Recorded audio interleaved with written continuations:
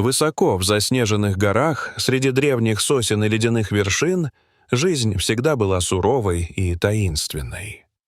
Эти горы протянулись на многие километры, покрываясь вечным снегом и укрывая в своих недрах столько тайн, что никто не осмеливался бросить на них быстрый взгляд. В этом забытом мире жили двое диких волков — серый и черный, связанные прочно не только стаей, но и общей судьбой. Серый волк был большим и мудрым, осторожным и терпеливым. Черный — стройным, с яркими желтыми глазами, полным энергии и решимости. Вместе они выживали в этом тяжелом мире, сталкиваясь с голодом, бурями и неспокойными охотниками, что испытали многие поколения зверей. Они доверяли только друг другу, будучи осторожными и тактичными, словно тенью, скользящими по лесным тропам. В одно морозное утро, когда рассвет лишь пробивался через холмистые вершины, волки внезапно услышали нечто необычное — слабый детский плач, пронзающий тишину и мохнатый покой зимнего леса. Они осторожно подошли к месту и обнаружили мальчика. Всего около 9 лет, связанного и брошенного на морозе. Лицо его было посиневшим, руки связаны грубой веревкой, а глаза были полны страха, боли и усталости. Вопреки диким инстинктам, волки не напали на него. Серый, проявляя невероятную деликатность, начал осторожно разрывать веревки, освобождая мальчика. Черный, внимая каждому его движению, обнюхал лицо ребенка, словно пытаясь понять, кто привел его сюда и что с ним случилось.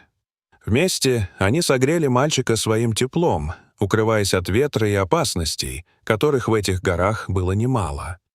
Внизу, в долине, волновались жители. Люди организовали поиски, пытаясь найти пропавшего ребенка.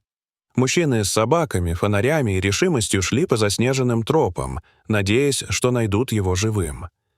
Но лишь дикие волки стали для мальчика настоящей надеждой, его защитой и семьей в той страшной зимней ночи. Ночью, когда в лесу раздавались далекие вои, волки настороженно встречали приближающийся отряд спасателей. Однако вместе с ними поднялась и новая угроза — охотники, вооруженные не спасением, а преследованием. Серый волк спрятал мальчика под упавшим деревом, а черный, несмотря на рану на лапе, отважно уводил охотников вглубь леса, ослепляя их смелостью и отвлекая от мальчика. Эта ночь стала решающей. Волки доказали, что не хотят вреда человеку, если только он не несет угрозы им самим. Когда мальчик оказался в безопасности, он тихо шептал одно слово — «волки».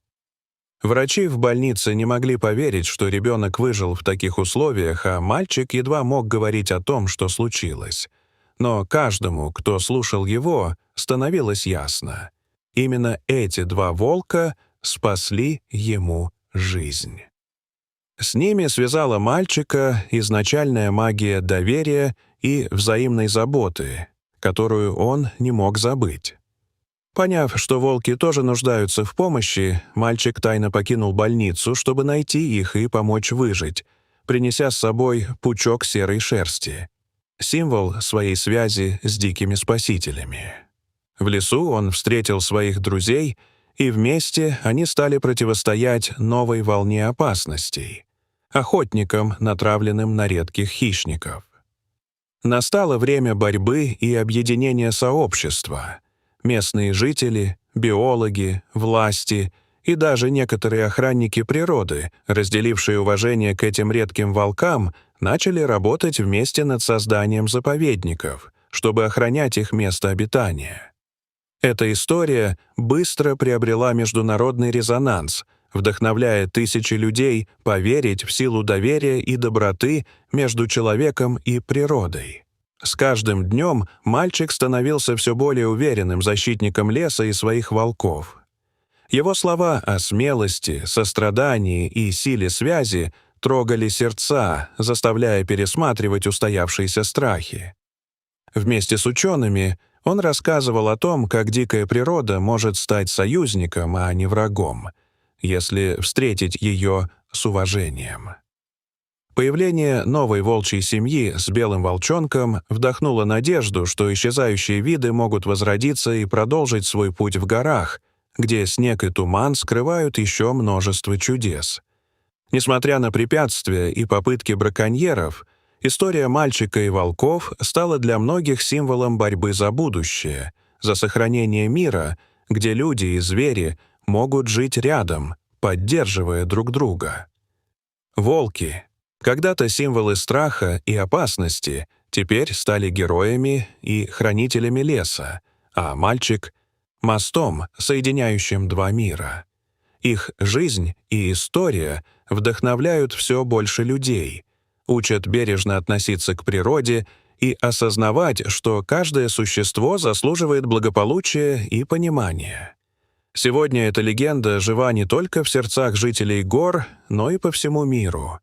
История о мальчике и двух волках — это урок о том, как сострадание может изменить не только судьбу одного человека или пары животных, но и целой общины, вселяя надежду и веру в лучшее будущее, где дикая природа и человечество существуют в гармонии и взаимном уважении.